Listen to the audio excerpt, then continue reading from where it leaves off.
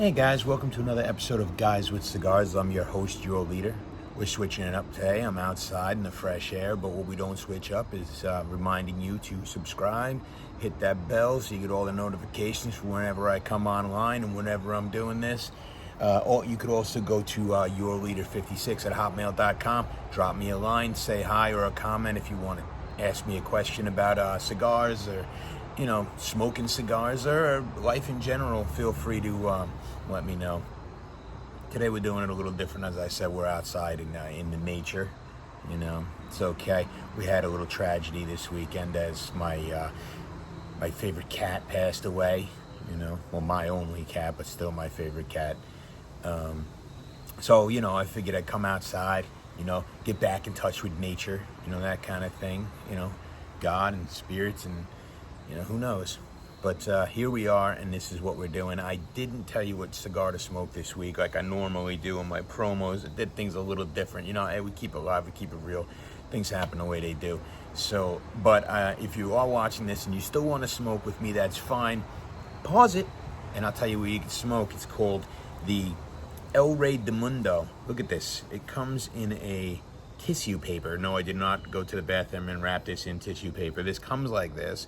And as I went to Puff Culture and got this, Waverly Avenue, and $4.95.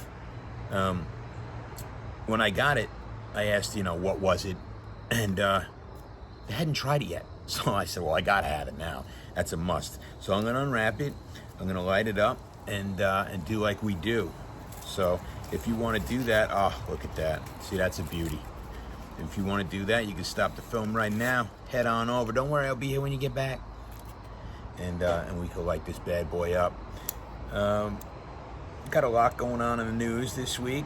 As you know, I mentioned earlier that the El Presidente has gotten the coronas.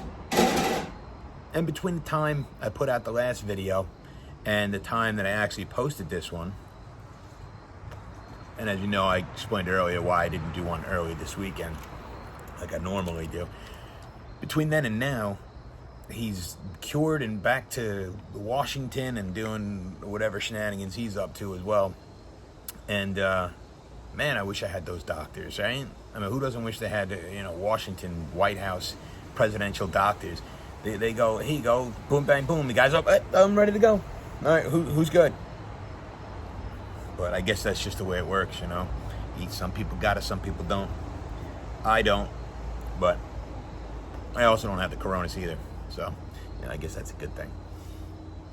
But I'm going to light this up. Just give me 1 second. Don't forget, tilt it on an angle. Ooh, yeah, still using the same lighter. Look at that. Nice toasty toast. Hope you liked the last video. That was a lot of fun to do with Robert. He's a hell of a guy. A lot of fun. Always just honest and fun to hang around, And guys like that, you definitely want in your life.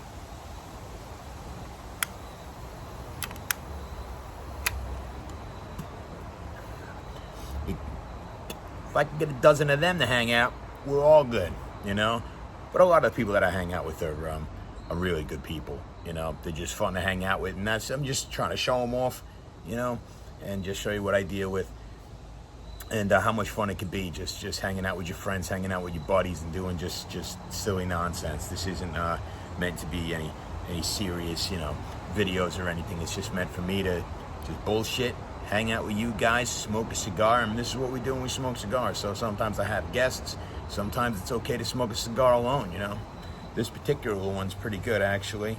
It's not too bad, not too toothy, anything like that. If anyone ever says the word toothy to you when it comes to cigars, it means little bumps inside. They're actually like packets. Actually, there's one right there. You can see that. There's little packets of oil that are trapped in there, and when it hits it, boom, there's flavor for you.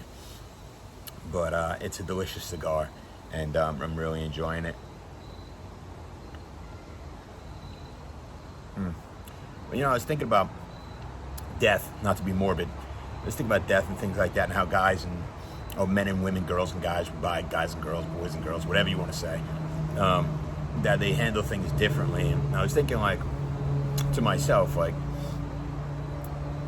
is it because guys can't handle their feelings or don't know how to handle their feelings or something like that? What?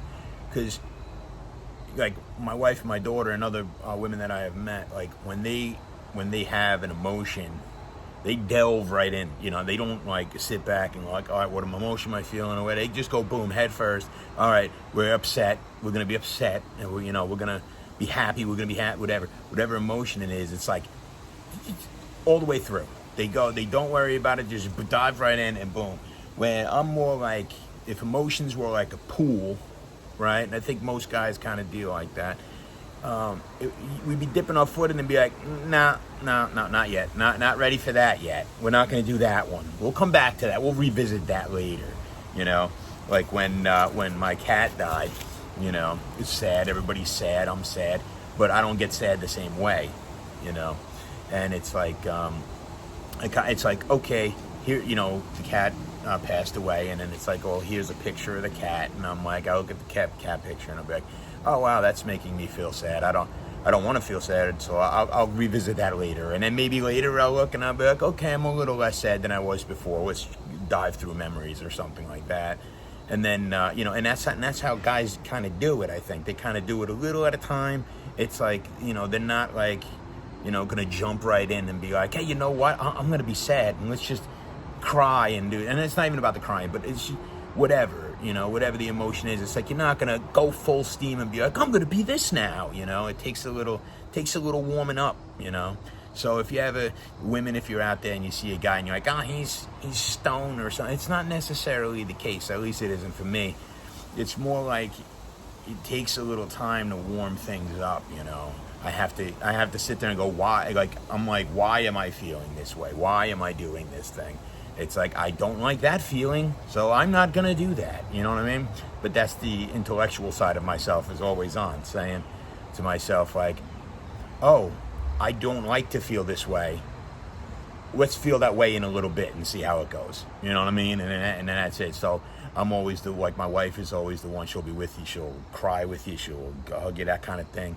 And I'm always the one to be like, hey, look at that. Or, let's distract ourselves over here. Or whatever. You know, it's just everybody's different. You know what I mean?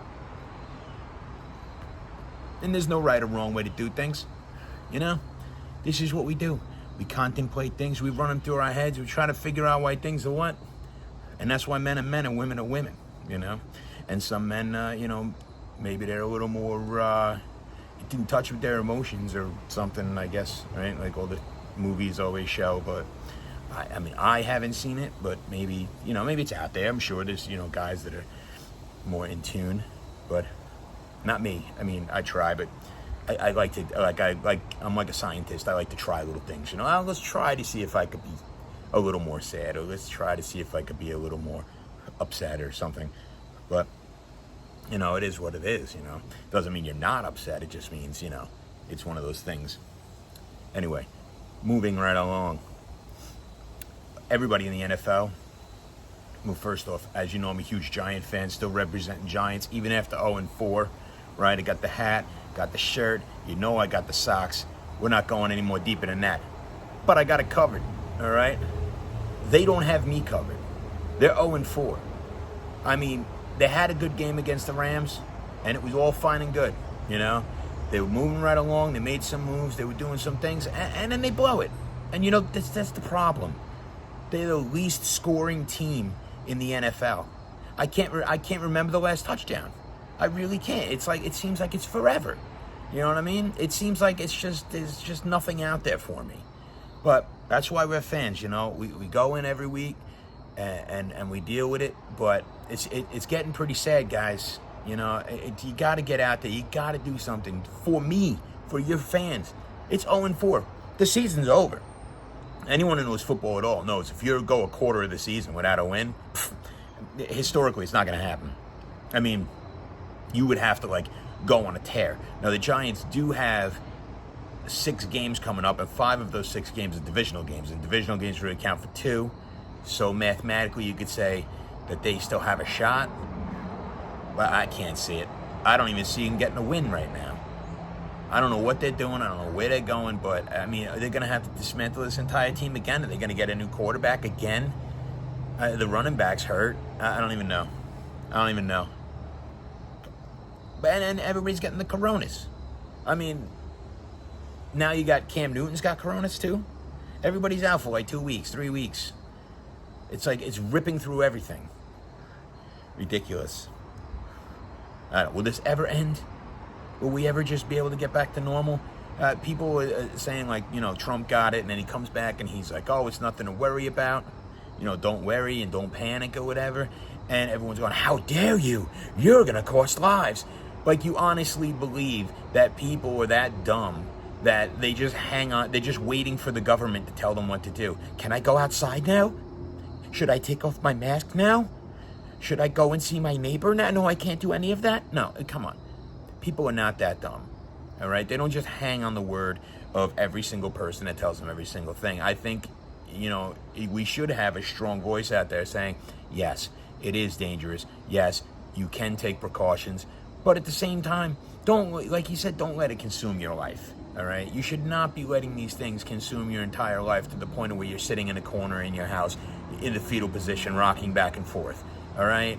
I think that's the main goal. He doesn't always articulate it right, and, I don't always stick up for the president. I know other people think that I do. Some people think that I don't, whatever. You can have whatever opinion you want. But, I mean, they're supposed to lead people. They're supposed to explain to people that, yeah, it is bad, okay? There are things that could happen hypothetically. But also, there's like, for people under the age of 46, there's like a 99.8% recovery rate, and that whole thing, and then from 46 and above, it's like a 94%. There's a lot of room in there for people to get over it, where there has to be a certain point where it's not all consuming. And even though there will be a vaccine eventually, I'm sure, and that's what everybody's looking forward to, and they should, it's like, you still have to live your life. You still have to go out and do your thing. Some of us have never left. Some of us have been working the entire time. They always say things like, we're all in this together, and stay home, and we've been inside for so long. I don't know who these people are, because I haven't been inside at all. I've been working every day. I don't know who these people are that are staying home all the time, sitting there watching cartoons.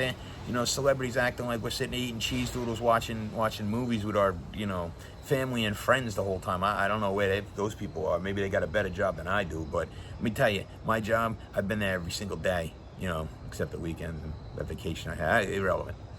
The point is, we've all been there, all right? We're all doing our thing, whatever.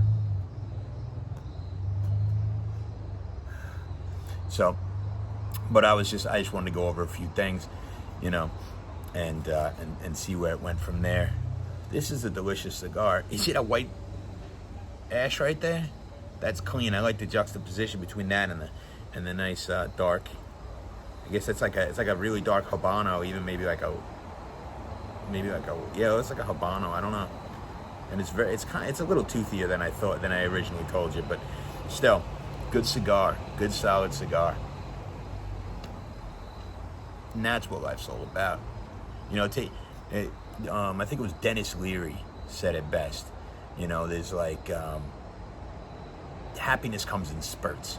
A cookie or a cigar or something like that. Well, you eat the cookie, you finish the cigar, and you move on with the rest of your life. Not every moment of your life is supposed to be. Everybody's like, oh, I'm not happy. Okay, fine.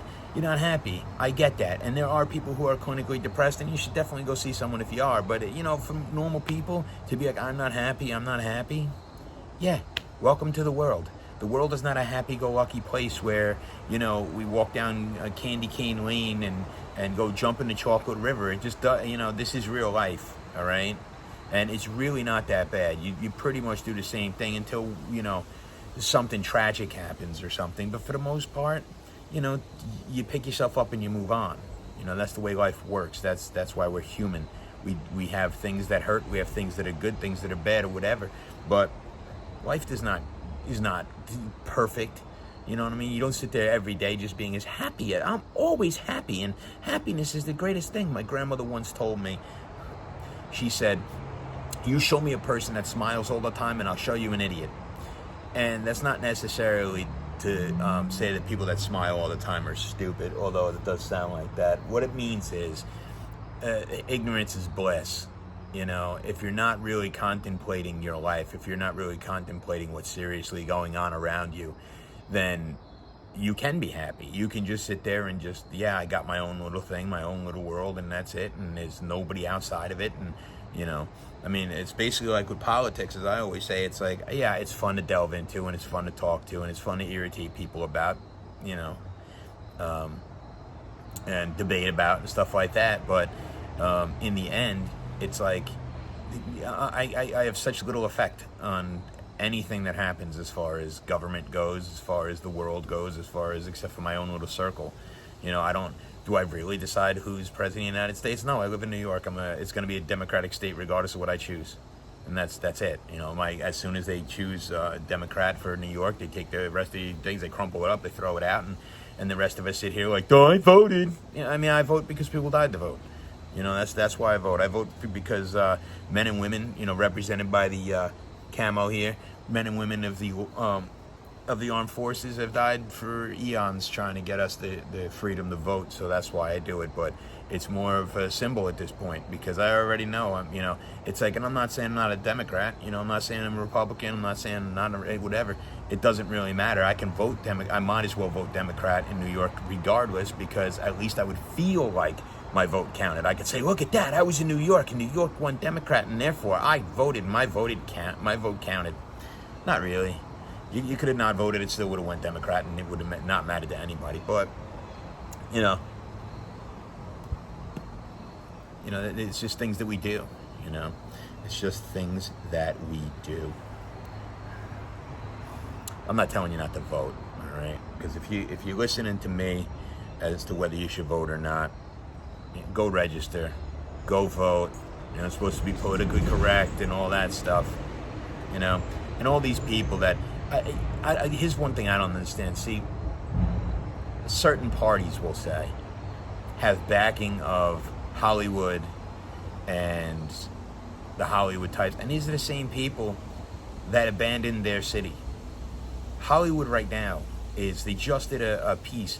Hollywood right now is full of homeless people, and all the rich people, all the Hollywood types that are sitting there going, California's the best, and this is, you know, the greatest place to live.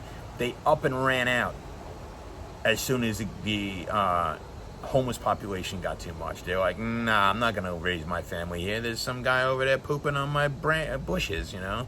There's some guy over there shooting up heroin. I don't blame him. But at the same time, how did you not see it coming? We all saw it coming. I mean, I'm not, you know, Joe Rogan. I'm not whatever famous, you know, Hollywood people are there. They just up and left. They're like, I'm out. I can do this via satellite. You know, I could do whatever. I don't have to be here. I can go into some other place and ruin that place. You know? And what do you think New York's doing? Same thing. All the rich people, all the famous people, they're like, yeah, I'm up in Brooklyn. Now I'm down in Tribeca, right next to De Niro. But I'm going to move the hell out because it sucks here and everything's going under. That's the new song. That's the new song they're saying.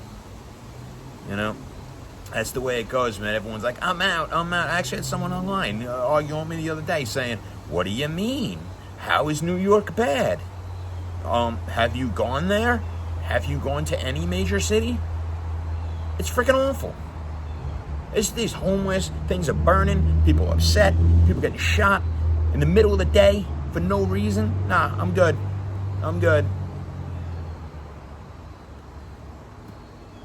I mean, you just hope that one day it gets better and everybody points the finger, and he's pointing it this way, they're pointing it that way, and everybody's pointing at each other. I don't know. I don't know how to fix it, but y'all need to chill and get someplace safe. You know what I mean? Get someplace where all the shenanigans aren't going on. It's the best thing to do, you know? Stay out of it. Every once in a while, shit's gonna get crazy, and that's when you have to decide what to do. And right now, it's pretty crazy, man. I don't know where it's gonna go. You know, we got the election coming up. I don't know You know, some people are sitting there saying, oh, well, if Trump gets in, everything's going to be worse. And then other people go, no, if Biden gets in, everything's, I don't know. Who knows?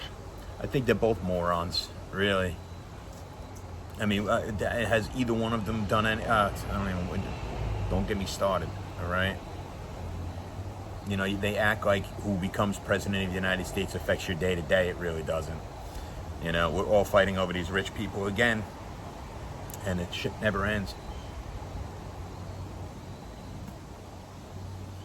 But it is what it is. So, anywho, you know what I was watching the other day? I turned on Big Daddy. Remember that movie? It's on Netflix right now. Adam Sandler and the little kid and whatnot. What a weird movie. Because I guess when you get older and you watch it again, you think like different things, you know? I kind of get, you know, he has this one scene where he's got a kid in the tub and the kid's like, why am I wearing a bathing suit? And he goes, oh, I don't know the rules with, you know, kids and bathtubs and whatever, which I get, and it's totally understandable. But the thing is this, you also kidnapped the kid, which is part of the movie, I get that, but you didn't realize that the kid's father was going to be back. I don't really understand how that... You knew he was just going to China and then coming back, so how did you ever think the kid was going to be yours? Doesn't really make any sense. At the end of the movie, they go, the kid's mine. Like, it's a big, oh, surprise. It was kind of known the entire time, I thought. And maybe I will have to watch the movie again, but I was pretty sure the entire time that the kid in the movie was Jon Stewart's kid. I don't know. I mean, it was kind of, in the beginning, they said it. And he said, I've never been to Buffalo, and bing, bang, boom, he's not your kid. And what kind of father is that? You didn't even bother to look into it? Like, just, hey, I've never been to Buffalo. Toss that kid in the street. It's like, it seems a little strange to me. There's a lot of movies out there I start watching again, and I'm like, it doesn't really make any sense. But I guess that's what movies do. They just, I don't know, you have a premise, and you're just like, hey, you know what, I'm going to go with it. We'll see what happens. See where Adam Sandler goes with it. That was back in the day when a guy actually made decent movies. You know, God forbid you walk through an Adam Sandler movie and want to laugh. You know? Half the time I'm like, who's this guy wearing the Adam Sandler suit? It's like 300 years old. He's ridiculously overweight. And these girls are attracted to him? Really? Jennifer Aniston? No, I just don't see it. I don't see it. It is what it is. Anyway, as we do this next week, I'm gonna start over again with you guys as far as the cigars go. Well, not start over, but I'm gonna let you know what I'm smoking. I'm gonna let you know what I'm doing, and hopefully we'll be back inside. Who knows? Or maybe we'll do it out again. We'll listen to the birds chirp and motorcycles drive on by. Hey, it is what it is. We do it live. We never cut a thing. What are the odds? You hear that? Always with the motorcycles. These guys, man, try sleeping around here. It's a nightmare. Talk to y'all later. Don't forget to subscribe, all that good stuff. Peace.